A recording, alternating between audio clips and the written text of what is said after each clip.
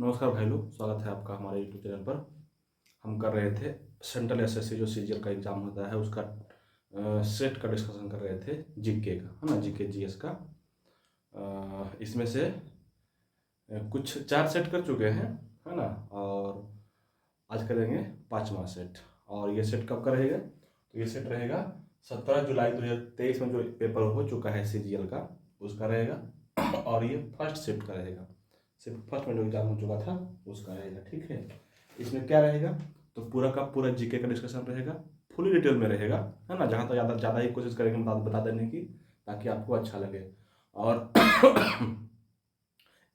दो चार क्वेश्चन जरूर सुनिए आप, है ना, जो पहली बार सुन रहे हैं, मेरे वीडियो को देख रहे हैं।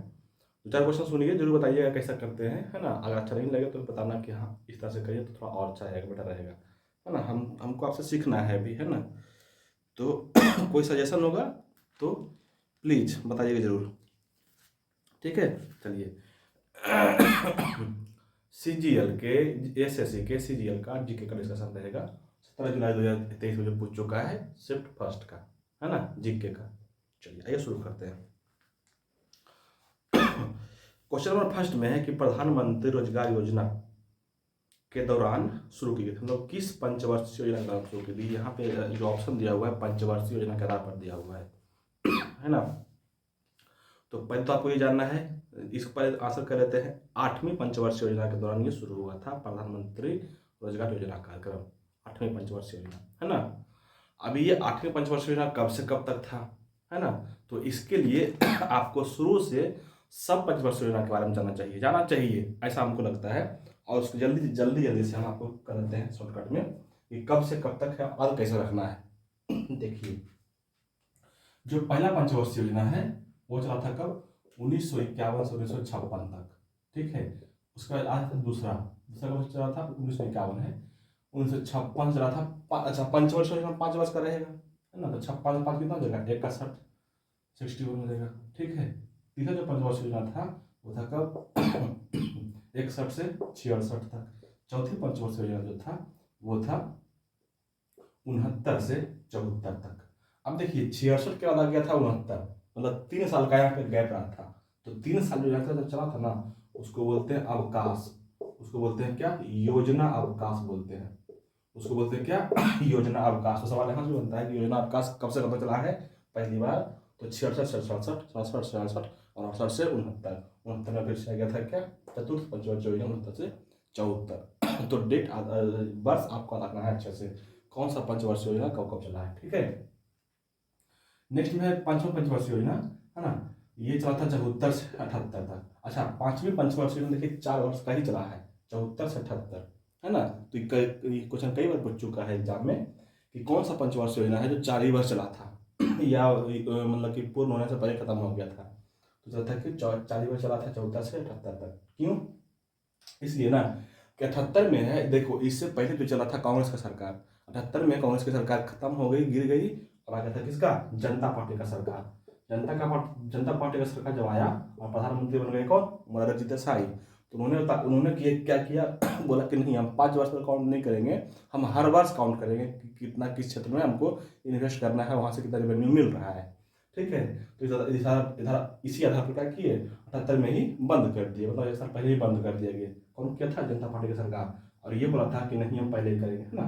तो 78 से 79, 78 से 79 और 79 से 80, मतलब कि ये 2 वर्ष चला था क्या। फिर से आ गया था क्या? योजना अवकाश, है ना। इसको बोलते हैं क्या? रोलिंग प्लान भी बोलते हैं। कौन आया था? जनता पार्टी की सरकार लाया था, मोरारजी देसाई प्रधानमंत्री बने थे उसमें, ठीक है। उसके बाद 80 में फिर से इस जनता पार्टी की सरकार गिर गया और फिर से बन गया कांग्रेस का सरकार। तो फिर से आगे छठी पंचवर्षीय योजना कहाँ से? 80 चलेगा, 1980 चल, ये 19 है, 1980 चला था कितना? 85। फिर 7वीं पंचवर्षीय योजना 85 से 90। 90 के बाद फिर से थोड़ा सा उस समय आर्थिक मंदी आ गया था, है ना। तो उस समय क्या होगा?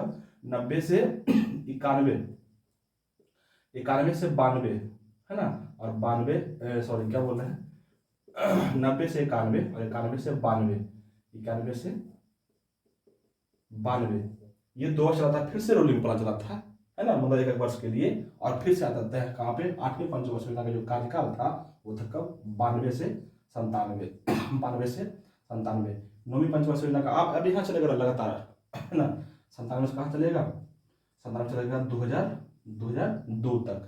फिर 2008 की 10वीं पंचवर्षीय जो कहाँ चलेगा 2002 से, अच्छा नीचे दिख नहीं रहा होगा आपको सॉरी, 8वीं चला था कहाँ से कहाँ तक, 8वीं 9वीं 10वीं 11वीं 12वीं। 8वीं चला है कहाँ से 1992 से लेकर के 97 तक, 1997 तक, ठीक है 97 तक। और 9वीं चला था कितना 97 से लेकर के 2002 तक। फिर 10वीं चला था कितना 2002 से लेकर के 2007 तक। फिर 11वीं चला था 2007 से लेकर के 7-5-12 तक, है ना 7-5-12 तक, ठीक है। और 12वीं जो चला है 12वीं जो चला है कब 2012 से लेकर के 2012-5-17 तक चला, 2017 तक, है ना। तो अब तक जो पंचवर्षीय योजना कुल मिलाकर है 12 ही है। 2017 में जब बीजेपी सरकार थी तो उसमें क्या किया, इसको बंद कर दिया गया, है ना। तो इसके बाद पंचवर्षीय योजना है ही नहीं, 12 है वो है।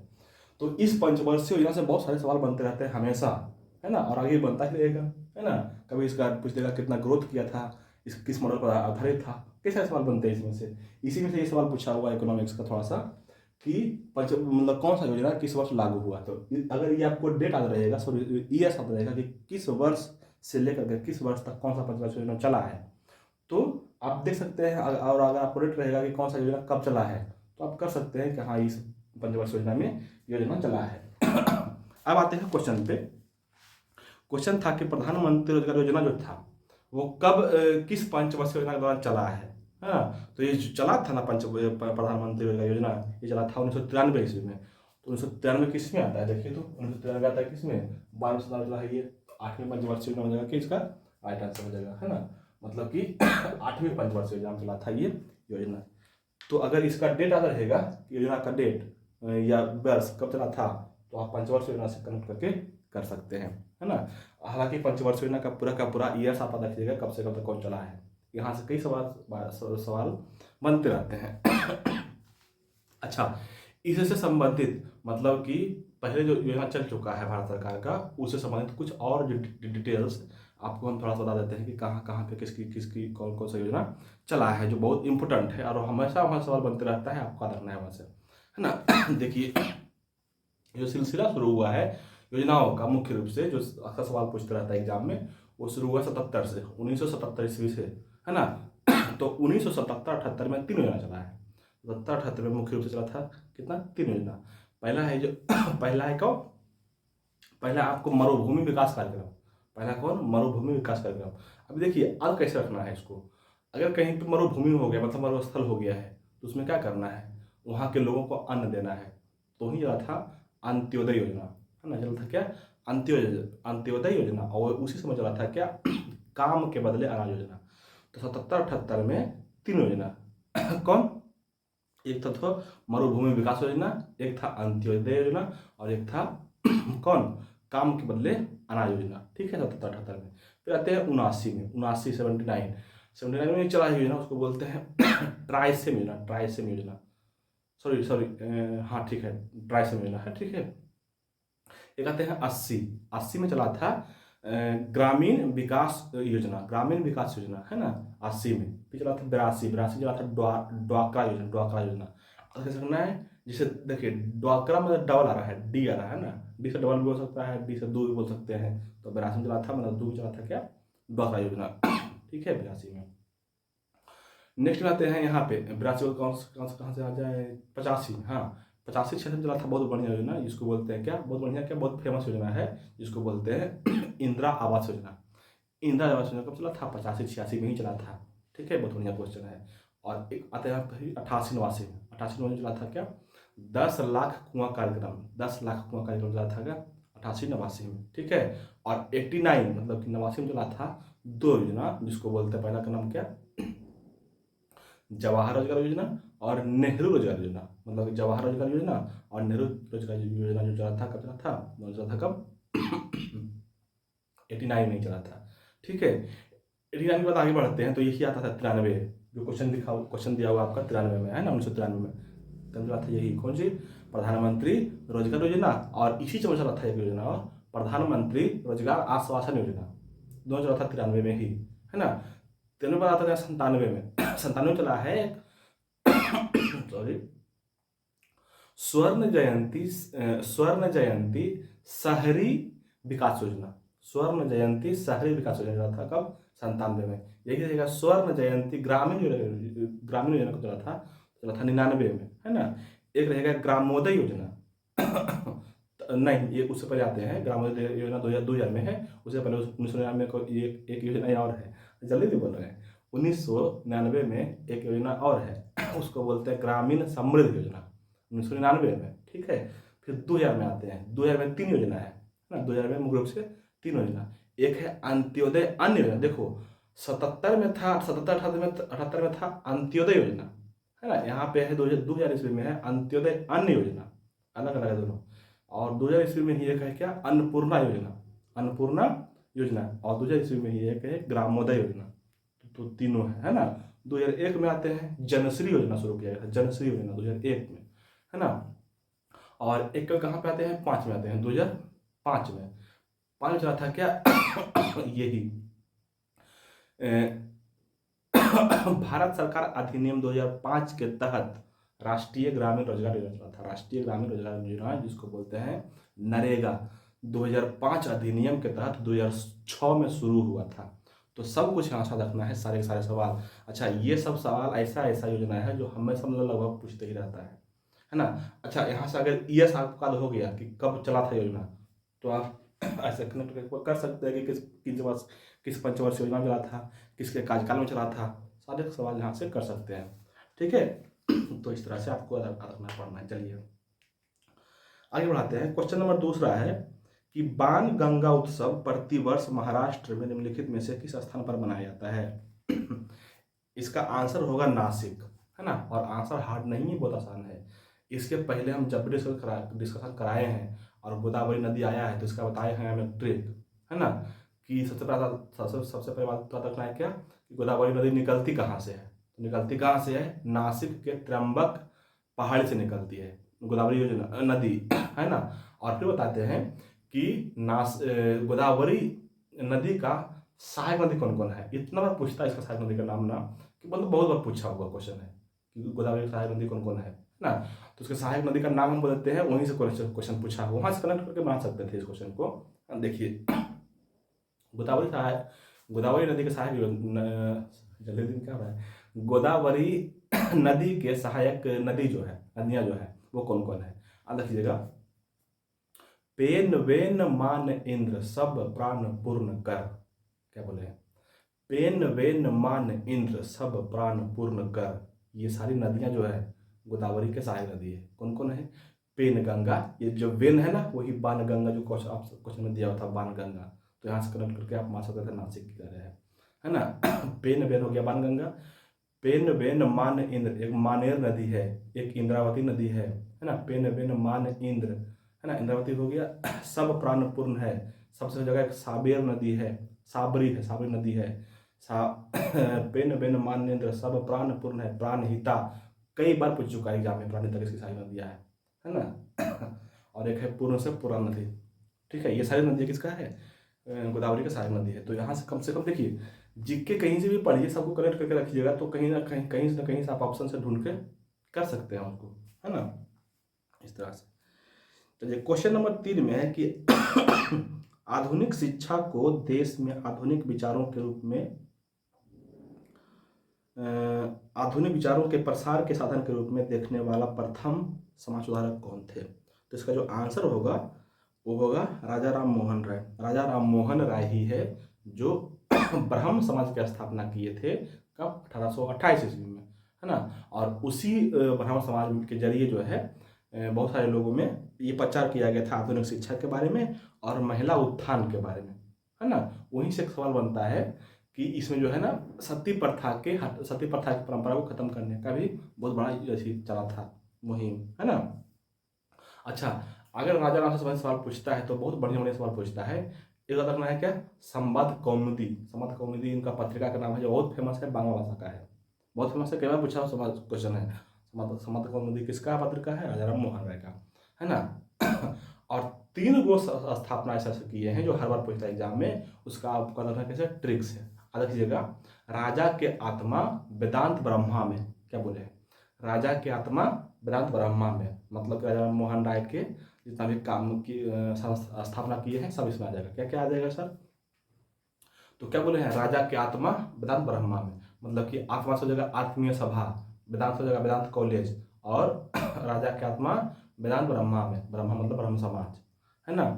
तो इस तरह से सुनना वेदांत कॉलेज 15 में, ब्रह्म समाज, सॉरी क्या बोल रहे हैं, राजा की आत्मा आत्मीय समाज, आत्मीय सभा 1815 में, वेदांत कॉलेज 1825 में, और ब्रह्म समाज 1828 में। ये तीनों का स्थापना हुआ था। तीनों बात बहुत बार पूछा हुआ क्वेश्चन है, रखना है आपको अच्छे से, ठीक है। बंगाल के आदमी थे ये राजा मोहन राय। एक ऑप्शन दिया हुआ है और करेंगे क्वेश्चन को, एक ऑप्शन दिया हुआ है इसमें विवेकानंद, विवेकानंद दिया हुआ है ऑप्शन, है ना। विवेकानंद का जो पहले का नाम था, प्राचीन नाम था, मतलब कि बोल सकते बचपन का नाम, वो था नरेंद्र दत्त, नरेंद्र नाथ दत्त था, है ना, नरेंद्र नाथ दत्त। इनको कौन बोला था विवेकानंद पहली बार? तो बोला था कौन? महाराजा के खेतड़ी बोला था, खेतड़ी के महाराज बोले थे, है ना, खेतड़ी के महाराज बोले थे इनको, विवेकानंद के उपाधि दिए थे, विवेकानंद बोले थे, ठीक है। इनका एक दो बुक है विवेकानंद का जो बहुत बढ़िया से आपको रखना है। एक है राजयोग, एक है कर्मयोग, एक है वेदांत दर्शन। राजयोग, कर्मयोग, वेदांत दर्शन, तीनों बुक अच्छे से रखना है आपको बढ़िया से, ठीक है। इन्हीं का एक पत्रिका है विवेकानंद का ही, है ना। तो पत्रिका को क्या रखना है अच्छे से, बुक को अलग से पूछता है और पत्रिका को अलग से पूछता है। पत्रिका है एक प्रबुद्ध भारती, प्रबुद्ध भारती एक पत्रिका है, वो है इंग्लिश का, और एक पत्रिका है उद्बोधन, है ना, जो है बंगाली का। ये दोनों क्वेश्चन पूछा हुआ एग्जाम में सवाल है ना। अगर बात करते हुए विवेकानंद की स्थापना से, कुछ का स्थापना भी किए थे क्या? हाँ किए थे ना। सबसे पहले देखना है इसका जो इनका जो फेम मिला है, कहाँ से मिला है, वो मिला है आपको 1893 ईस्वी में जो हुआ था शिकागो में, अमेरिका के शिकागो शहर में विश्व धर्म सम्मेलन हुआ था, वहीं पे भाषण दिए थे, वहीं से उनका इनको फेम प्राप्त हुआ था, फेम मिला था, है ना। तो वहां से फेम मिलने के बाद 1897 भाषण हुआ है, 1897 में आए बंगाल और स्थापना किए किसका, रामकृष्ण मिशन के, है ना, रामकृष्ण मिशन, रामकृष्ण परमहंस के आदर में किया गया था, है ना, रामकृष्ण मिशन के, ठीक है, आदर जगह रामकृष्ण मिशन की स्थापना किया था कब? 1897 में, 1897 में ही, 1897 में ही थी अमेरिका में, अमेरिका के न्यूयॉर्क शहर में एक वेदांत सोसाइटी की स्थापना की, वेदांत सोसाइटी के स्थापना किए थे। ये बात आपको याद रखना है अच्छे से, ठीक है। एक ऑप्शन दिया हुआ आपका सावित्रीबाई फुले। सावित्रीबाई फुले कौन थी? तो भारत में उस समय, मतलब कि 1850 ईस्वी के आसपास, है ना, 1850-60 ईस्वी के आसपास, महिला के शिक्षा उत्थान से बहुत, मतलब कि सबसे फेमस थी, ये थी शिक्षिका के रूप में, है ना। इनके हस्बैंड कौन थे? ज्योतिबा फूले। ज्योतिबा फूले पता होगा आपको, पहली बार बालिका विद्यालय का स्थापना कौन किए थे? ज्योतिबा फूले, अपने वाइफ के ही सहायता से। कब किए थे सर? 1853 में किए थे। क्वेश्चन कई बार पूछा हुआ एग्जाम में, याद रखिएगा, ठीक है। अगर बात करते हैं उन्हीं की थोड़ा सा किसके बारे में, ज्योतिबा फूले के बारे में, तो सबसे इनका जो फेमस है ना, वो है कौन? सत्य शोधक समाज। सत्य शोधक समाज की स्थापना भी कौन किए थे? ज्योतिबा फूले ही किए थे, ठीक है, याद रखना है आपको। एक ऑप्शन है आपका डीके कर्वे। डीके कर्वे जो है ना, महिलाओं के लिए भारत में पहली बार विद्यालय की स्थापना किए थे 1907 ईस्वी में, ठीक है। और उसके बाद 1916 ईस्वी में जापान के देखा देखी करके महिलाओं के लिए महिला विश्वविद्यालय बनवाए थे भारत में पहली बार 1916 ईस्वी में, ठीक है। और 1918 ईस्वी में कन्या विद्यालय की स्थापना किए थे। तो सारी बातें आपको रखना है। अच्छा, धुंधु केशव कर्वे इसका पूरा नाम है, डीके कर्वे का। धुंधु केशव कर्वे को 1958 में भारत रत्न मिल चुका है। तो याद रखना है आपको अच्छे से ये सारी बातें, धुंधु केशव कर्वे जी से संबंधित, ठीक है। चलिए, क्वेश्चन नंबर 4 में है कि सरकारी स्कूलों में सरकारी स्कूलों में अंग्रेजी माध्यम में शिक्षा देने के लिए मार्च 2022 में, मतलब कहाँ के सरकार द्वारा माना उरू माना बाड़ी कार्यक्रम औपचारिक रूप से शुरू किया गया था। तो ये देखिए करंट अफेयर्स है ना, करंट अफेयर्स का हो जाएगा आंसर तेलंगाना। करंट अफेयर देखिए, करंट अफेयर ऐसा नहीं है कि पूरा का पूरा करना है पूरा, कुछ सटीक योजना जो है खास करके, तो हम तो ये आगे रहते हैं कि जो दिया होता प्रत्योत्तर दर्पण में, है ना, करंट अफेयर के लिए उससे बढ़िया भारत में अभी तक बुक नहीं है मेरे हिसाब से। बाकी बात आप होशियार हैं, आप देख लीजिए। ठीक है। अच्छा, एक थोड़ा सा गारंटी यहाँ पे देंगे हम ना, ये कि अगर आप पत्र दर्पण बुक को पढ़ लिए 2-3 महीना के लिए, मासिक पत्रिका है तो हर एक महीने आती है वो, है ना, 2-3 महीना पढ़ के देखिए, आपको भारत कौनों में मतलब कि करंट अफेयर आपको मन नहीं लगेगा पढ़ने में, इसलिए कि जितना डिटेल्स उसमें दिया हुआ रहता है ना, जितना मतलब कि बढ़िया से एक्सप्लेन किया हुआ रहता है, उतना किसी बुक में नहीं मिलेगा। और करंट अफेयर जितना डिटेल में पढ़िएगा उतना ही अच्छा रहेगा, आपके दिमाग में बैठेगा जाके आगे। ऐसा नहीं है कि वो लाइन पढ़ना है, रट्टा पढ़ना है, जाके एग्जाम में भूल जाएंगे, मिलेगा भी नहीं, है ना। तो मेरे हिसाब से वही बेटर है, पीटी करंट के लिए। चलिए क्वेश्चन नंबर 5 में आते हैं। क्वेश्चन नंबर 5 में है कि स्टार्च का रासायनिक परीक्षण करने के लिए निम्नलिखित में से किसका यूज होता है, किसका उपयोग होता है। तो देखिए 10वां के 10th के बुक में आप कभी पढ़े होंगे अगर तो इस सीधे से बात लिखा हुआ है ना 10वां। अच्छा, इसका आंसर पहले सुन लीजिए, आंसर है आयोडीन, आयोडीन इसका आंसर है ना। 10th के बायोलॉजी में चैप्टर है जैव प्रक्रम, है ना, तो उसमें पढ़ा एक चैप्टर, एक टॉपिक आता है क्या, प्रकाश संश्लेषण। तो प्रकाश संश्लेषण बनता क्या है, ग्लूकोज बनता है, स्टार्च बनता है, ग्लूकोज बनता है ना। तो उसमें यही पढ़ाना होता है कि प्रकाश संश्लेषण के लिए क्लोरोफिल आवश्यक है, इसको प्रूव करना, साबित करना है कैसे, है ना। ये प्रयोग है, ये एक्सपेरिमेंट है ये, है ना। हालांकि बिहार में तो ऐसी कहीं पे लैब वगैरह है नहीं, एक्सपेरिमेंट होता नहीं है, तो बच्चों को ऐसे बता देते हैं हम मुझवानी। क्या बोलते हैं आप भी सुन लीजिए कि बच्चा एक क्रोटन का पत्ता लो, क्रोटन एक पौधा है, उसका एक पत्ता लेना है। क्यों सर, इसलिए ना कि क्रोटन का पत्ता जो होता है चितकबरा होता है, कहीं पे सफेद रहेगा, कहीं पे हरा रहेगा, कहीं पे सफेद, कहीं पे मतलब सफेद हरा रहता है ना। जहाँ पे हरा रहेगा वहाँ पे क्लोरोफिल रहेगा, जहाँ पे सफेद रहेगा वहाँ पे क्लोरोफिल नहीं रहेगा। ठीक है, और जहाँ पे क्लोरोफिल रहेगा वहीं पे प्रकाश संश्लेषण क्रिया होगा, वहीं पे भोजन बनेगा, मतलब ग्लूकोज वहीं पे रहेगा। ठीक है, क्या करते हैं क्रोटन का लिए पत्ती, है ना, उस क्रोटन के पत्ते को क्या किए, अल्कोहल में उबाल लिए और उसको ठंडा होने पर, मतलब ठंडा पानी से अच्छे से साफ से धो लिए, उसको डाल दिया क्या, आयोडीन डाल दिए। ठीक है, आयोडीन डालने पर वो पत्ता जहाँ पे हरा था, जिस भाग पे हरा था, वो हो जाएगा कैसा, ब्लू हो जाएगा, नीला हो जाएगा। कैसा हो जाएगा, नीला। जो सफ़ेद भाग था उस पर कोई प्रभाव नहीं पड़ेगा। मतलब क्या समझे, मतलब ये कि आयोडीन जो है, जो स्टार्च था वहाँ पे बना, ग्लूकोज था, उसको क्या करता है, नीला कर देता है ना। जहाँ पे नहीं था वहाँ पे नहीं करता है। तो ये प्रयोग पढ़ना था 10th में, तो यही याद रखना है आपको कि स्टार्च का ग्लूकोज पत्ती की जगह क्या बना देगा, नीला बनेगा, ब्लू रंग का कर देता है। यही था इसका आपका आंसर। चलिए क्वेश्चन नंबर 6 में है कि मिलान कर, अच्छा इसमें मिलान करने वाला है, कॉलम दिया हुआ है, एक कॉलम है और बी कॉलम है। अच्छा, कॉलम ए में दिया हुआ पोषक तत्व और कॉलम बी में दिया हुआ स्रोत, मतलब कि कौन कौन सा पोषक तत्व किस में मिलता है। ये तो इजी क्वेश्चन है। पहला क्वेश्चन है प्रोटीन से भरपूर खाद्य कौन होता है, प्रोटीन से भरपूर खाद्य, इसमें ऑप्शन के अनुसार जो कौन रहेगा, अंडे का जो सफेद भाग होता है, अंडे का जो सफेद भाग होता है वो खाता है, प्रोटीन उसमें होता है, और जो पीला भाग होता है उसमें प्रोटीन और वसा दोनों होता है। ठीक है, ऐसा नहीं खाली वसा होता है ना, प्रोटीन वसा दोनों होता है पीला भाग में, है ना।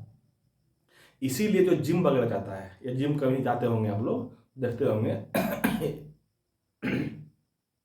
कि जो पेड़ का भाग रहेगा ना बीच का, उसको निकाल देगा और खाली सादा वाला भाग को खाएगा। क्यों, क्योंकि उसमें वसा है, वसा से मोटा हो जाएगा, प्रोटीन से उसमें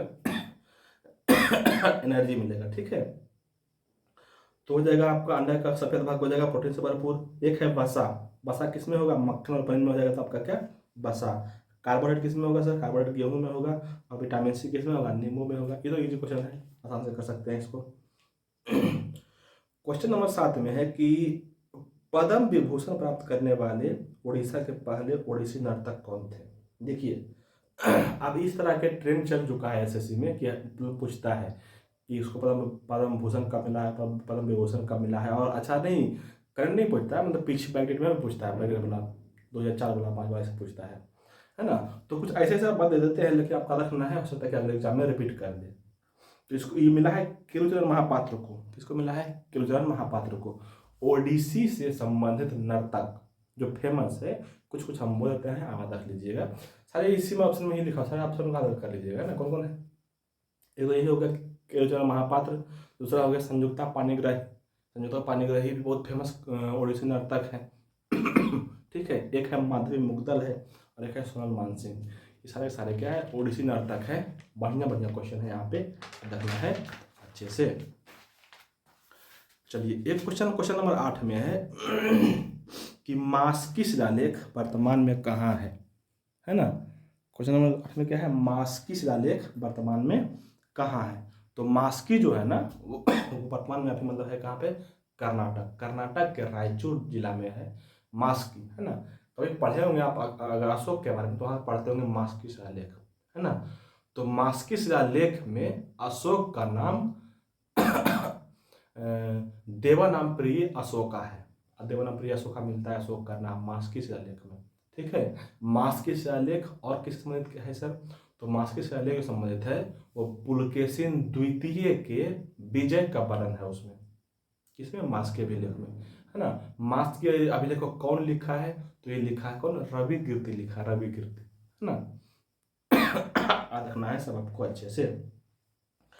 क्वेश्चन नंबर 9 में है कि प्रारूप समिति ने भारतीय संविधान का पहला प्रारूप कब प्रकाशित किया था। तो प्रारूप समिति जो प्रकाशित किया है वो किया है कौन, फरवरी 1948 में किया है पहला प्रारूप।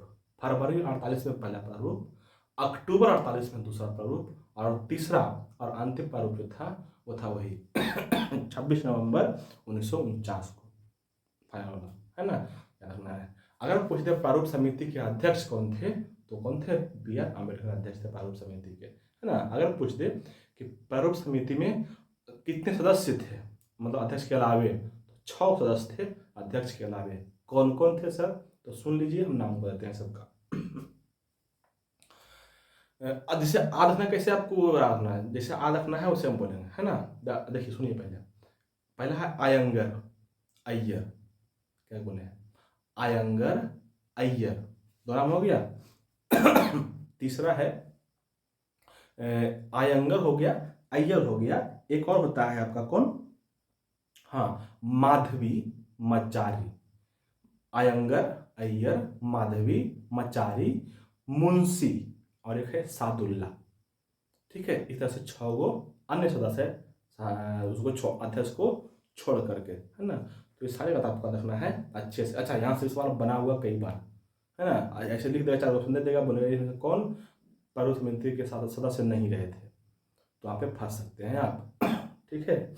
चलिए क्वेश्चन नंबर बढ़ाते हैं आगे, और क्वेश्चन नंबर 10 में है कि सेल की सहायक कंपनी की पहचान करें जो कोलकाता आसनसोल रेलवे लाइन के किनारे स्थित है। तो ये आंसर जो होगा ना वो होगा ऑप्शन नंबर 3 में जो दिया हुआ है, Indian iron and steel company, है ना।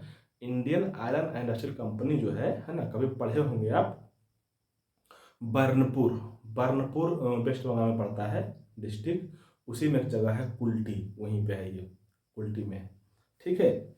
ये एक ऑप्शन दिया हुआ है ESL बोकारो में है, ESL कहाँ पे है, बोकारो में। एक ऑप्शन दिया हुआ है आपका Jindal steel and power limited. देखिए जो जिंदल है तो किसी का नाम संबंधित है ना, ये क्या है, निजी कंपनी, प्राइवेट कंपनी है।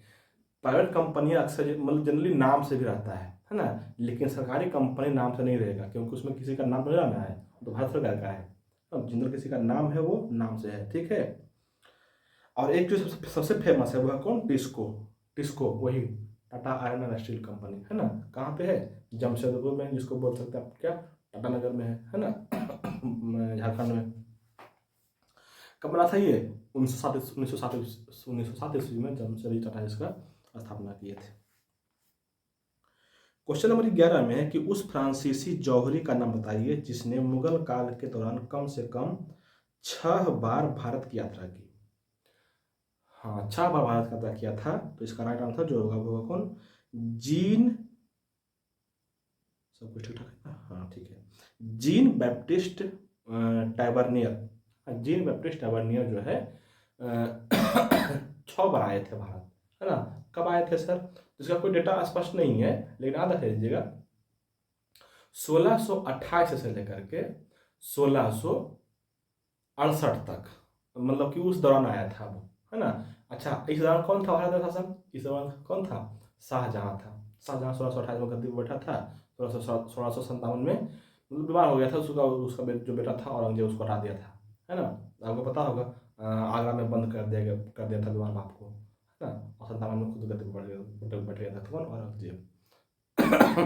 तो वहाँ बोल सकते हैं किसका शासनकाल में आया था, तो शाहजहां के शासनकाल में, या 57 के बाद कौन रहा था, औरंगजेब, तो औरंगजेब का ही बोल सकते हैं, अगर ऑप्शन के अनुसार डिपेंड करेगा। ठीक है। अच्छा, हो सकता है कि सर ये पूछा है तो अगली बार ये भी पूछते कि किसका शासनकाल में आया था, है ना, तो आपको ये सबसे अवेयर रहना है। चलिए क्वेश्चन नंबर 12 में आते हैं। क्वेश्चन नंबर 12 में है ना कि भारत में निम्नलिखित में से किस राज्य में अक्टूबर से दिसंबर के दौरान पूर्वोत्तर मानसून के कारण वर्षा होती है। पूर्वोत्तर मानसून के कारण वर्षा करवा रहा है कहाँ पे, अच्छा अक्टूबर से दिसंबर में करवा रहा है वर्षा पूर्वोत्तर मानसून से, है ना। तो पूर्वोत्तर मानसून से जनरली वर्षा होता है कहाँ पे, इसी क्षेत्र में जो ऑप्शन दिया हुआ है आपका, है ना। क्या होगा, तमिलनाडु, केरल और आंध्र प्रदेश। तमिलनाडु, केरल, कर्नाटक, जनरली आंध्र प्रदेश में होता है। मतलब कि तटीय भारत में होता है वर्षा, इससे किससे, पूर्वोत्तर मानसून से, है ना। और ये वर्षा कब होता है, वही अक्टूबर से लेकर के नवंबर दिसंबर जनवरी के आसपास होता है वर्षा। ठीक है, तटीय इलाके में सीधे सीधे रखिएगा। 9th के एनसीईआरटी जो बुक है उसमें चैप्टर है पढ़ने की जलवायु, है ना, जिसको क्लाइमेट बोलते हैं, इंग्लिश में लिखा हुआ है। तो वहाँ पे सारा का सारा डिटेल में लिखा हुआ है कहाँ से कहाँ पे आती है, उसका कुछ हिस्सा हम आपसे शेयर जरूर करना चाहेंगे। पहले याद रखना है आपको कि भारत में जलवायु कब आती है, तो जो मुख्य रूप से जो आप पढ़ते होंगे आप, है ना, देखिए इसमें है पूर्वोत्तर मानसून, जो आप वहाँ पे पढ़ते हैं ना, मेन रूप से भारत में वर्षा होती है जनरली उत्तर भारत में, वो होती है दक्षिण पश्चिम मानसून से, है ना। दक्षिण पश्चिम मानसून सबसे पहले कहाँ आता है, केरल की तरफ आता है, कहाँ पे, केरल के तट पे, कब, 5 जून के, ठीक है। और 5 जून के बाद से मतलब कि 13 से 15 जून के आसपास बम्बई और कलकत्ता में चल जाता है। डेट स्पष्ट लिखा हुआ है एनसीईआरटी बुक में, याद रखना है आपको। ठीक है, 5 जून को केरल में और 13 से 15 जून तक कहाँ चल जाता है, बम्बई और कलकत्ता में। जून में आया और मध्य जुलाई तक पूरे भारत में छा जाता है। दक्षिण पश्चिम मानसून बात कर रहे हैं, दक्षिण पश्चिम मानसून की, है ना, मध्य जुलाई तक पूरे भारत में छा जाता है। ठीक है। इसके बाद आपको याद रखना है कि लगभग मध्य अक्टूबर, मतलब कि 15 से 20 अक्टूबर के आसपास, 15 से 20 अक्टूबर के, सॉरी नवंबर, 15 से 20 नवंबर के आसपास, आसपास नहीं होता है ना, ये लौटने लगती है, मतलब भारत से निकलने लगती है दक्षिण पश्चिम मानसून, है ना। इसलिए इस मानसून को बोलते हैं लौटती हुई मानसून, है ना। नवंबर में लौटता है, रखना है आपको अच्छे से, लौटती हुई मानसून। ठीक है, तो ये था दक्षिण पश्चिम मानसून। दक्षिण पश्चिम मानसून किस कारण से आती है, आपको पढ़े होंगे कभी। अच्छा, ये सब पता है ना आपको कि जो वायु मतलब पवन चलता है, हवा चलता है, वो किधर से किधर चलता है, किधर से किधर, उच्च वायुदाब से निम्न वायुदाब की ओर चलता है। उच्च वायुदाब से निम्न वायुदाब की ओर। उच्च वायुदाब कहाँ पे रहेगा सर, तो उच्च वायुदाब वैसे जगह पे रहेगा जहाँ पे ठंडा का क्षेत्र है। ठंडा के क्षेत्र पर रहेगा क्या, उच्च वायुदाब, और जहाँ पे गर्मी का क्षेत्र वहाँ पे क्या रहेगा, निम्न वायुदाब। क्यों, क्योंकि गर्मी के कारण वायु वहाँ से गर्म होकर ऊपर उठता है, तो वहाँ से जब ऊपर उठ जाएगा ना, तो वहाँ वायुदाब कैसे हो जाएगा, कम हो जाएगा। यहाँ पे ठंडी है, वहाँ पे वायु प्रबल रहेगा, है ना, वहाँ पे रहेगा क्या, उच्च वायुदाब। तो उच्च वायुदाब से कहाँ जाएगा, निम्न वायुदाब की हो जाएगा, है ना। तो गर्मी के दिनों में भारत में कैसा रहता है, निम्न वायुदाब रहता है। जून जुलाई के महीने में कैसा रहता है, निम्न वायुदाब, कोई बहुत गर्मी रहता है उस समय, है ना। और उस समय सूरज इधर रहता है, मतलब कर्क रेखा की ओर रहता है, तो मकर रेखा साइड में क्या रहता है, मकर रेखा साइड में रहता है थोड़ा सा ठंडी बढ़ा, है ना, उधर सूरज से इधर रहता है। तो आप वहाँ पे जहाँ पे ठंडी है वहाँ पे कैसा हो जाएगा, उच्च वायुदाब, है ना। अब भारत की ओर कर्क रेखा साइड क्या हो जाएगा, निम्न वायुदाब। तो कर्क रेखा से विषुवत रेखा को, हाँ सॉरी क्या बोल रहे हैं, मकर रेखा से विषुवत रेखा को पार करते हुए कर्क रेखा की ओर मतलब उत्तर की ओर आती है पवन, है ना। और भारत में मुड़ती है कैसे, जैसे भारत का मैप है कुछ इस तरह से, है ना। यहाँ पे है विषुवत रेखा, यहाँ पे है कर्क रेखा, और इसके नीचे में है क्या, मकर रेखा। तो मकर रेखा में होगा क्या, उच्च वायुदाब, यहाँ सीधा आती है और ऐसे होके इस तरह से मुड़ती है, ऐसे ऐसे आती है पवन, इस तरह से, किस तरह से, कोरियोलिस पर्व के कारण से, है ना। और ये जाके यहाँ पर हिमालय से लौटती है, पूरा भारत में वर्षा करवाती है।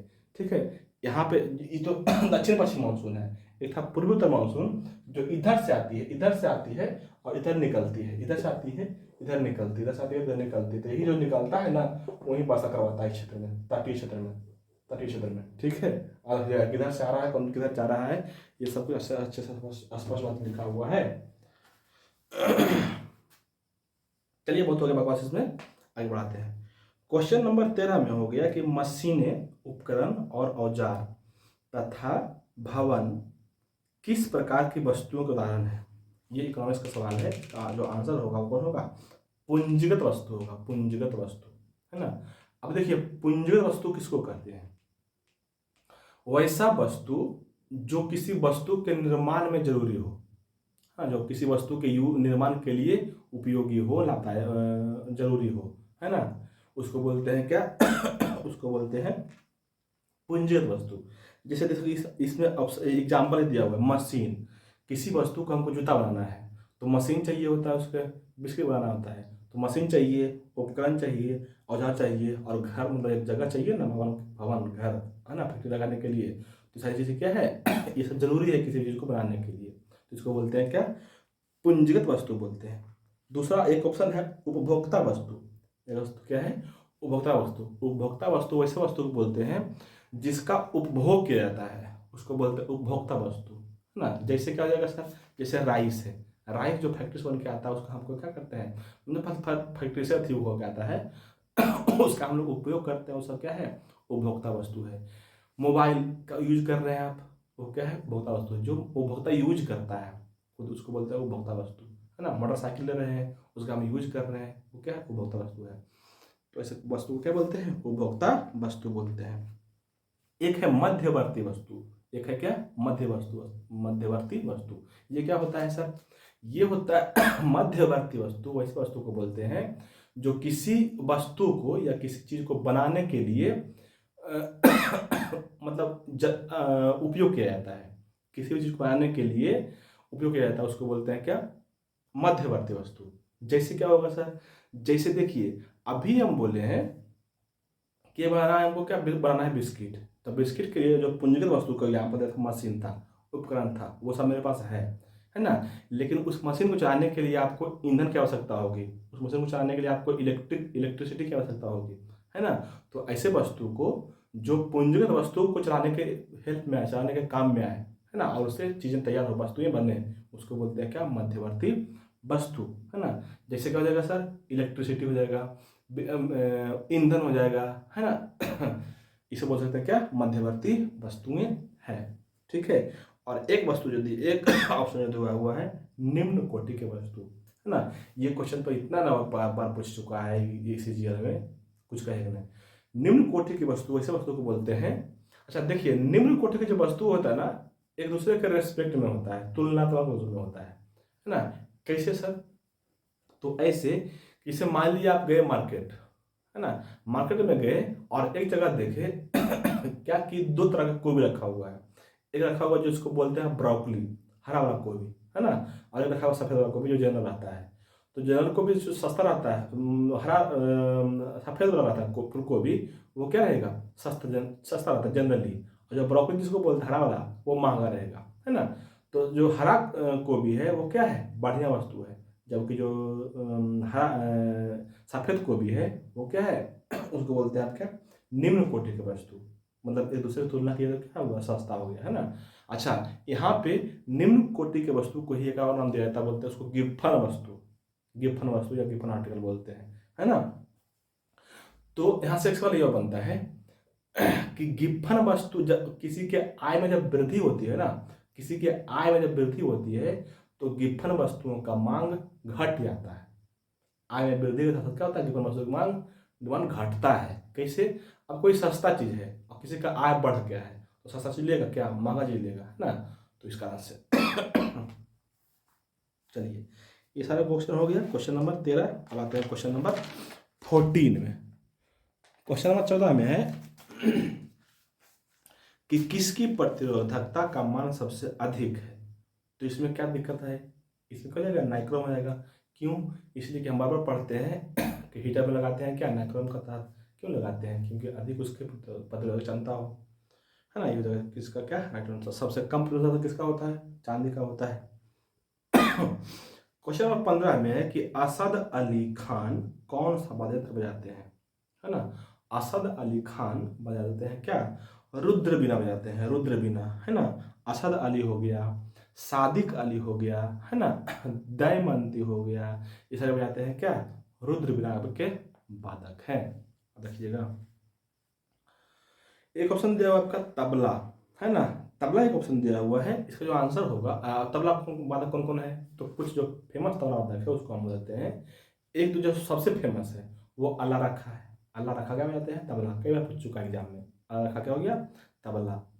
एक है जाकिर हुसैन, है ना, एक है गुदई महाराज, एक है किशन महाराज, एक है सुखविंदर सिंह, है ना, ये क्या बजाते हैं, तबला वादक हैं। ठीक है, चलिए क्वेश्चन नंबर 16 में है सतलज और मतलब किस नदियों के बीच स्थित हिमालय का भाग कुमायूं हिमालय के रूप में जाना जाता है। ये एग्जाम एक इग्नोर आया तो क्वेश्चन ये नहीं था, मतलब इसी के जैसा था, वहां बताए थे, यहाँ बताते हैं। इसका जो आंसर पहले सुन लीजिए, आंसर हो जाएगा क्या, काली नदी, है ना। तो कुमायूं हिमालय, कुमायूं ना है, हाँ कुमायूं हिमालय के, कुमायूं हिमालय किस दोनों नदियों के बीच है, सतलज और काली के। इसका हम ट्रिक बताए थे कैसा रखना है। याद रखना है कि जो काली रहती है ना, वो सदा सत्य है कि कुमार रह जाती है। क्या बोले हैं, जो काली रहती है सत्य बात है कि वो कुमारे रह जाती है ना। मतलब कि जो कुमायूं हिमालय है किसके किसके बीच है, सतलज और काली नदी के बीच है ना। नदियों के आधार पर हिमालय के 4 भाग बांटा गया है। कौन कौन हो जाएगा, सबसे पहला जो है सबसे ऊपर की तरफ है वो, या बोल सकते हैं सबसे कहाँ पे, पश्चिम की तरफ, वो है कश्मीर हिमालय। कश्मीर हिमालय को ही बोलते हैं पंजाब हिमालय। ठीक है, एक होगा कश्मीर हिमालय, दूसरा यही है कुमायूं हिमालय, तीसरा है नेपाल हिमालय, और चौथा है असम हिमालय, है ना। आइए जल्दी से बंटवारा कर लेते हैं बोर्ड पे, ताकि आसानी से आपको समझ में आए और आपको याद रहे। देखिए अभी इसमें जितना भी बात हम बोलेंगे सबको आपको अच्छे से नोट करना है, याद करना है ना। इसलिए ना कि बार बार सवाल बनता रहता है ना, हर बार सवाल बनता रहता है यहाँ से, हिमालय से। देखो हिमालय को बांटते हैं कितना भाग में, 4 भाग में, नदियों के आधार पर। ठीक है, एक को बोलते हैं क्या, कश्मीर हिमालय, है ना, इसी को बोलते हैं पंजाब हिमालय, है ना। दूसरा हो गया यही जो आपको दिया हुआ था क्वेश्चन, कुमायूं हिमालय, है ना। कुमायूं हिमालय का 2 भाग है, इसको पूर्व में बोलेंगे कुमायूं हिमालय, और पश्चिम में बोलेंगे गढ़वाल हिमालय, उत्तराखंड में पड़ता गढ़वाल। ठीक है, ये हो गया। तीसरा है नेपाल हिमालय, और चौथा है असम हिमालय, है ना। किस किस नदी के बीच पड़ता है इसको रखना, जैसा बताएंगे वैसा रखना है, याद रहेगा आपको, है ना। जो पहला है, अगर कभी पढ़ते हैं भारत का मैप इस तरह से, तो जो यहाँ से नदी बहती है, यहाँ से सबसे ऊपर से, वो कौन है, सिंधु नदी बहती है ना। और उसके नीचे बहता है कश्मीर में, वो कौन है, सतलज नदी। तो जो कश्मीर है उसमें कहाँ कहाँ रहेगा, सिंधु नदी से लेकर के सतलज नदी तक का जो क्षेत्र है वो क्या होता है, कश्मीर हिमालय, है ना। फिर दूसरा है सतलज, सत्य है कि काली कुमार रह जाती है, सत्य है कि काली कुमार रह जाती है, मतलब कि सतलज और काली के बीच कौन, कुमायूं हिमालय, है ना। नेक्स्ट में है काली और तिस्ता। काली और तिस्ता के बीच कौन है, नेपाल हिमालय, और तिस्ता और दिहांग के बीच है कौन, आपका असम हिमालय। याद रखना है, तिसदिहा असम में, तिसदिहा असम में, मतलब कि तिस्ता और दिहांग के बीच कौन, असम हिमालय। बाकी नेपाल तो गया कौन, काली और तिस्ता। देखिए जहां से खत्म हो रहा है पहला, दूसरा वहीं शुरू हो रहा है, सतलज, सतलज काली, काली काली तिस्ता, तिस्ता तिस्ता दिहांग। ठीक है, इस तरह से आपको कनेक्ट याद रखना है। यहाँ पर रखना है, सत्य है कि काली कुमार रह जाती है, मतलब सतलज काली के बीच कौन, काली के बीच कौन, कुमायूं। तिसदिहा असम में, मतलब तिस्ता और दिहांग असम में। बच गया कौन, बाकी ये बच गया। तो पता है आपको लास्ट वाला इसको जोड़ना है, इसका पहले जोड़ना है, तो जगह कौन, नेपाल हिमालय।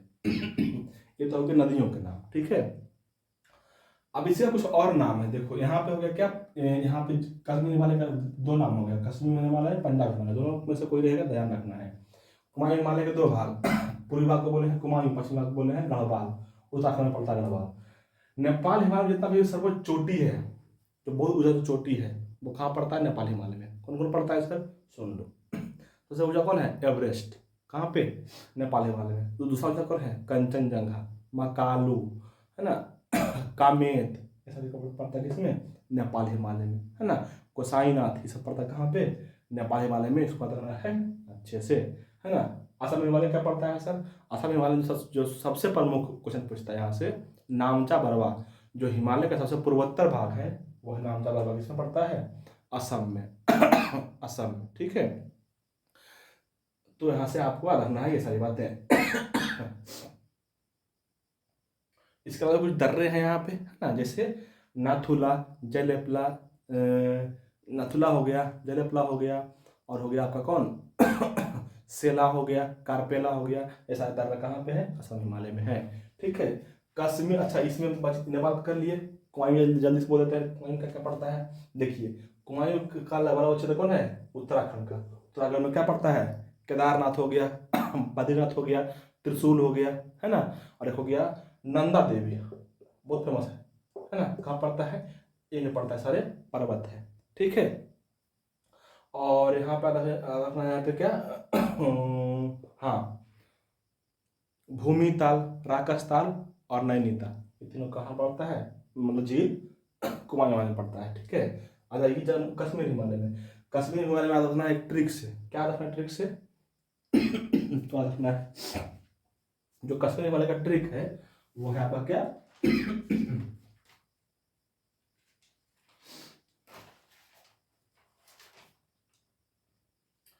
हाँ, इसका ट्रिक बनना है क्या, कि ले जाकर कारा को, ले जाकर कारा को बाल्टी से धोकर ला, इतना लगना है। ऐसा है पर्वत श्रेणी किसमें, कश्मीर हिमालय। कैसे, ले जाकर कारा को धोकर ला, है ना, मतलब ले जाओ कारा को धोके लाओ। मतलब क्या जगह, लद्दाख, जास्कर, काराकोरम, बालतोड़ा, सियाचिन, धौलावीरा, सॉरी धौलाधर है, धौलाधर और लासित किला, ये सारे कहाँ पे हैं, कश्मीर हिमालय में है। आपको ऐसा लगना है ना। इसके अलावा बुलर झील और डल झील कहाँ पे है, कश्मीर हिमालय में ही है ना। इसके अलावा यहाँ पे जापान की खेती होती है ना। देखो यहाँ पे है एक धौलाधर, क्या बोले हैं, अगर धौलाधर रहे तो जम्मू कश्मीर हिमालय में, है ना। अगर धौलागिरी रहे तो नेपाल हिमालय में, है ना।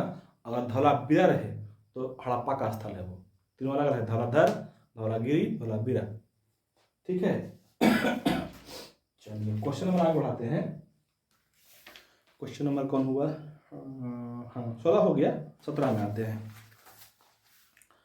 क्वेश्चन नंबर 17 में है कि आंचल ठाकुर किस खेल से संबंधित है। ये देखो करंट अफेयर है, इसमें ज़्यादा कुछ करेंगे नहीं। ये पाइन स्कीइंग से संबंधित है आंचल ठाकुर, ठीक है। क्वेश्चन नंबर 18 में है कि किस संगठन को सती प्रथा के उन्मूलन के लिए साहित्यिक रचनाएं लिखने का श्रेय दिया जाता है। आप भी किए हैं क्वेश्चन, यह भी किए हैं। कौन हो जाएगा, ब्रह्म समाज हो जाएगा। स्थापना कौन किया था, ब्रह्म समाज कब किया था, 1828 में, है ना। सती प्रथा किसी कार्यकाल में बैन हुआ, लॉर्ड विलियम बेंटिंग के कार्यकाल में 1833 ईस्वी में, है ना। यहाँ सब एक सवाल बना हुआ है एसएससी का, किस धारा के तहत समाप्त हुआ, धारा 17 के तहत समाप्त हुआ है सती प्रथा, अब देखिएगा, ठीक है। एक ऑप्शन दिया हुआ आपका क्या, हरिजन सेवक संघ, इसका स्थापना किया था महात्मा गांधी किया था, हरिजन सेवक संघ के 1932 ईस्वी में। एक ऑप्शन दिया सत्य शोधक समाज, अभी बोले थे, अभी हम बोले हैं, सत्य शोधक समाज की स्थापना कौन किए, ज्योतिबा फूले, है ना। कब किए हैं, आज की जरूरत नहीं है, इसी में लिखा हुआ है। देखो क्या लिखा हुआ रहता है, लिखा हुआ है ना, ऐसे लिखा हुआ रहेगा, सत्य शोधक, तो 7 और 3, 7 और 3 कितना था, 73, 1873 में किया था। ऐसे याद रखना है आपको, सत्य शोधक समाज, ठीक है। चलिए क्वेश्चन नंबर 19 में है कि सर्वोच्च न्यायालय के अधिकारियों और कर्मचारियों का वेतन मतलब किस पर भारित होता है। है ना। तो इसका आंसर जो होगा कौन होगा, संचित निधि। संचित निधि पर आता भारत, भारत इसका बेहतर, है ना। संचित निधि का वर्णन कहाँ पे आर्टिकल में है, तो 266 के का में है ना। 266 के का में क्या हो गया, संचित निधि। 266 के खा में हो गया क्या, लोक लेखा निधि समिति, नहीं लोक लेखा निधि, उसमें भी जमा आता है पैसा ही, है ना। और एक होता है आकस्मिक निधि 267 में। ठीक है। क्वेश्चन नंबर 20 में है कि 20 जुलाई 2021 को सुप्रीम कोर्ट ने भारत के 9B के कुछ प्रावधानों को रद्द कर दिया। भाग 9B संबंधित था, मतलब भाग 9 किससे संबंधित था, किससे संबंधित था, वो था किससे, सहकारी समिति से। संविधान के जितने भी भाग हैं सब क्वेश्चन याद रखिए प्लीज, है ना। हर बार सवाल बनता है यहाँ संविधान के भाग से। ठीक है। अभी तो हम बोल देते हैं संविधान के कौन कौन सा भाग, भाग में क्या क्या है, लेकिन आपका रखना अच्छे से जाए तो नोट कर लीजिए जल्दी जल्दी। देखिए आते हैं शुरू में भाग 1 में। भाग 1 में है संघ और राज्य का वर्णन। संघ और राज्य का वर्णन कहाँ पे, भाग 1 में। भाग 2 में नागरिकता। भाग 3 में मौलिक अधिकार। भाग 4 में नीति निर्देशक तत्व। भाग 4 के का में मौलिक अधिकार। ठीक है। भाग 5 में संघ। भाग 6 में राज्य। भाग 7 को निरस्त कर दिया गया, हटा दिया गया है, नहीं है अब, भाग 7 खत्म हो गया। भाग 8 में संघ और राज्य क्षेत्र का वर्णन। भाग 7 खत्म हो गया, 8 में भाग 8 में क्या हो गया, संघ और राज्य क्षेत्र का वर्णन। भाग 9 में यही है। भाग 9 के का में है नगर पालिका, और भाग 9 के खा में है सहकारी समिति। तो यही 9 के खा जो दिया हुआ है ना, 9 के क्या कहते हैं, 9 के का खा रहेगा या ए भी रहेगा, वही है ना। सहकारी समिति को खत्म हटा दिया गया, सहकारी समिति था 9 के 2 में, है ना। 10 में क्या है, 10 में SC और ST क्षेत्र का वर्णन है। SC और ST का क्षेत्र का वर्णन भाग 10 में। भाग 11 में केंद्र और राज्य का संबंध, भाग 11 में। ठीक है। भाग 12 में वित्त से संबंधित जितना भी कार्य होगा, भाग 12 में वर्णन है उसका। भाग 13 में व्यापार और समागम से संबंधित जितना बात है, भाग 13 में। भाग 14 केंद्र और राज्य के अधीन सेवाएं जो है, जैसे लोक लेखा से, सॉरी BPSC होता है, UPSC होता है, सारे क्या है इसमें है ना वर्णन। और हो गया भाग 15। 15 में क्या है, 15 में हो जाएगा आपका आपका निर्वाचन, है ना। 15 में हो जाएगा निर्वाचन। 16 में SC ST से संबंधित बात किया गया है ना, उसके बारे में, है ना। 16 में। भाग 17 में क्या है, भाषा या राजभाषा है ना। 17 में। 18 में आपात उत्पन्न। 19 में मिसलेनियस। 20 में संविधान संशोधन। ठीक है। कम से कम 20 तक तो आपको याद रखना ही है। 21 पर उतना इंपोर्टेंट है नहीं, अपना तो स्पष्ट कहीं पर लिखा हुआ कुछ, है ना। तो कम से कम 20 तक याद रखना है। ठीक है। चलिए एक क्वेश्चन नंबर 20 हो गया ना। क्वेश्चन नंबर 21 में आते हैं कि कौन सा भारतीय राज्य 36वें राष्ट्रीय खेलों का मेजबान था, है ना।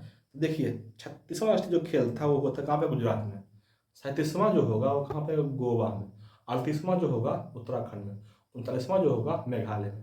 सब बात रखना है आपको अच्छे से। क्वेश्चन नंबर 22 में है कि समूह 17 के किस तत्व में क्रमशः 75.77% और 24.23% की औसत प्रचुरता के साथ 35% और 37 AMU मतलब एटॉमिक मास यूनिट द्रव्यमान के दो समस्थानिक हैं। क्वेश्चन हार्ड नहीं है, लंबा खाली कर दिया है टाइम वेस्ट करने के लिए, है ना। सीधे सीधे बोलना था कि 35 और 37 के दो समस्थानिक किसका है ना, किसका है, क्लोरीन का है। पता है क्लोरीन का कितना, 17 17 2 34, थोड़ा ज़्यादा होता है, 35 होता है इसका द्रव्यमान, वही है। 17 में कौन है, क्लोरीन, है ना। अच्छा इससे पहले भी सवाल आ चुका है इस तरह का, है ना। समूह 17 ना, ये समूह 17 के तत्वों को बोलते हैं क्या, हाइड्रोजन बोलते हैं, है ना। समूह 17 में कौन कौन सा तत्व होता है सर, तो समूह 17 में जो मुख्य रूप से तत्व है उसको बोलते हैं, याद रखिएगा, फिर कल बाहर आई आइटम, फिर कल बाहर आई आइटम, आधा ट्रिक से, है ना। मतलब कि क्लोरीन, क्लोरीन, ब्रोमीन, आयोडीन और एस्टेटिन, अरे नहीं सारे तत्व है। ठीक है। कम से कम कुछ देखिए, कुछ समूह को आपको हर हाल में याद रखना चाहिए, सवाल बनता रहता है यहाँ से। 17 हो गया, 18 हो गया, 1 हो गया, 2 हो गया, मतलब कि ग्रुप 17, ग्रुप 18, ग्रुप 1, ग्रुप 2, ये सबसे। 17 को क्या बोले हैं, हाइड्रोजन ग्रुप बोले हैं। 18 को बोलते हैं अकेले तत्व, या अकेले तत्व बोलते हैं, नोबल गैस बोलते हैं 18 को, है ना। इसमें वो बताए थे। इसमें क्या बताते हैं, है ना, अगर का जीरो रन इसका ट्रिक था, है ना। ये बताए हैं, भाग एक भी बताए हैं, इसमें क्या होता है, क्षारीय तत्व होता है। भाग 2 में क्या होता है, समूह 2 में होता है क्षारीय क्षारीय क्षारीय मृदा तत्व होता है ना। ये सब अलग से रखा करिए, ठीक है। चलिए भाग एक में बोल दें, भाग एक में क्या है, भाग एक का जो ट्रिक है वो क्या है लीना करब से फरियाद, है ना, फ्रांसियम वगैरह, है ना, ये सब है, ठीक है। और ये भाग 2 में क्या हो जाएगा, बेटा मांगे कार अस्कूटर बाप राजी। ये सब ट्रिक जो है आपका रखिएगा हमेशा, हम ये सब पूछता था, कम से कम 4-5 गो ग्रुप आपका रखना है हर हाल में, तभी आपका काम होगा। चलिए क्वेश्चन नंबर 23 में है कि दलखाई किस राज्य का लोक नृत्य है। तो दलखाई जो लोक नृत्य है वो कहाँ का, उड़ीसा का है, उड़ीसा का है दलखाई। इसके अलावा उड़ीसा का और नृत्य है सवारी है, एक धूसरी है ना, ये दोनों के तीनों क्या है, उड़ीसा का है। एक ऑप्शन दिया होगा केरल, केरल का कौन हो जाएगा, पादयानी होता है, थुलाल होता है, ओट्टम होता है, ये तीनों क्या है, लोक नृत्य है केरल के। अच्छा केरल के एक शास्त्रीय नृत्य भी है, कौन कौन, भरतनाट्यम, सॉरी कथकली और मोहिनीअट्टम, ये दोनों किसका है, केरल का शास्त्रीय नृत्य है। ये जो है ना, पादयानी वगैरह, ये क्या है, लोक नृत्य है, ठीक है। एक ऑप्शन है आपका पंजाब, पंजाब में क्या क्या होता है, भांगड़ा होता है, गिद्धा होता है, डफ होता है, धमाली होता है, ये सारे क्या है, लोक नृत्य है पंजाब का। एक है कर्नाटक, कर्नाटक कौन है, यक्षगान और कर्मा, है ना, करगा, करगा, तो दोनों क्या है, कर्नाटक का लोक नृत्य है, ठीक है। तो कुछ कुछ लोक नृत्य आपको रखना है ना। हालांकि देखिए लोक नृत्य बहुत सारे होते हैं, एक राज्य में बहुत सारी जातियाँ होती है, जनजातियाँ होती है, अलग अलग तरह के अलग अलग लोक नृत्य करते हैं, लेकिन कुछ आपको अलग करना है जो बहुत इंपॉर्टेंट है और हर बार पूछते रहता है एग्जाम में, वो सारे, ठीक है। ये हो गया आपका क्वेश्चन नंबर 23। क्वेश्चन नंबर 24 में है ना कि निम्नलिखित में से किस देश ने कभी पैरालंपिक खेलों की मेजबानी नहीं की।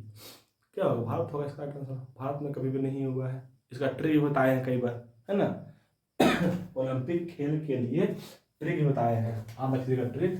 क्या, ओलंपिक देखिए गेम जो होता है वो 2 होता है, एक होता है शीतकालीन ओलंपिक, होता है ग्रीष्मकालीन ओलंपिक, है ना, शीतकालीन ओलंपिक और ग्रीष्मकालीन ओलंपिक।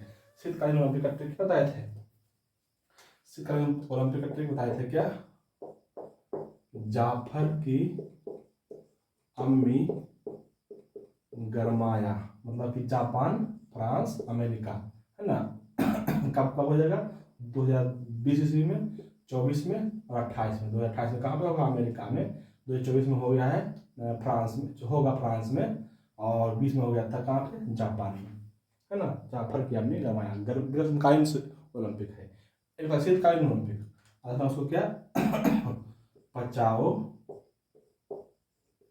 चीनी इटली ठंडी में, मतलब ठंड से जगह शीतकालीन ओलंपिक कहाँ कहाँ पे होगा, प्योंगचांग 2018 ईस्वी में, फिर 22 में, अरे 4 साल बाद होता है, तो 2000 कब होगा, 22 में चीन में हो चुका है, जो 22 को टाल के 23 में हुआ था शुरुआत में, है ना।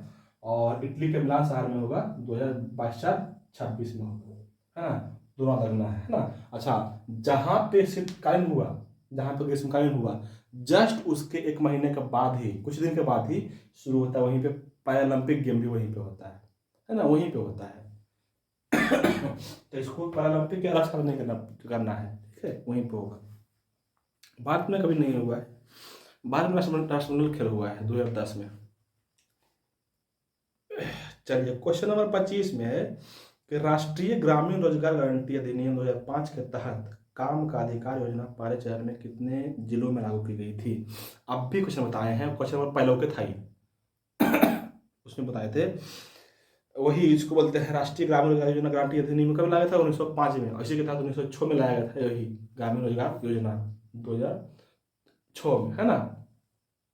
इसमें एक ऑप्शन दिया हुआ कितने जिलों में लागू हुआ था, लागू था कौन, 200 जिला में, 200 जिला में 17 राज्य को मिला करके 17 बोले 27 राज्य में 200 जिला में लागू हुआ था, ठीक है। इसमें क्या होता है, कम से कम 100 दिन तक काम चाहिए, है ना। और अच्छा इसमें एक बात यहाँ से बताना चाहेंगे, इसमें जितना खर्चा आता है ना, पूरा जितना खर्चा आता है उसका 90% देता है केंद्र सरकार और 10% देती है राज्य सरकार। ये बात याद रखना अच्छे से, है ना। और इसके अलावा आपको याद रखना है कि इस योजना के तहत सप्ताह में 6 दिन काम देना होता है ना। 6 दिन कम से कम जरूरी काम देना होता है ना। अगर 15 दिन तक काम नहीं दिया, है ना, महीने में, तो 16वें दिन से मतलब उसको कुछ भत्ता देना पड़ता है सरकार को, ठीक है। और इसके अलावा आपको रखना है ना ये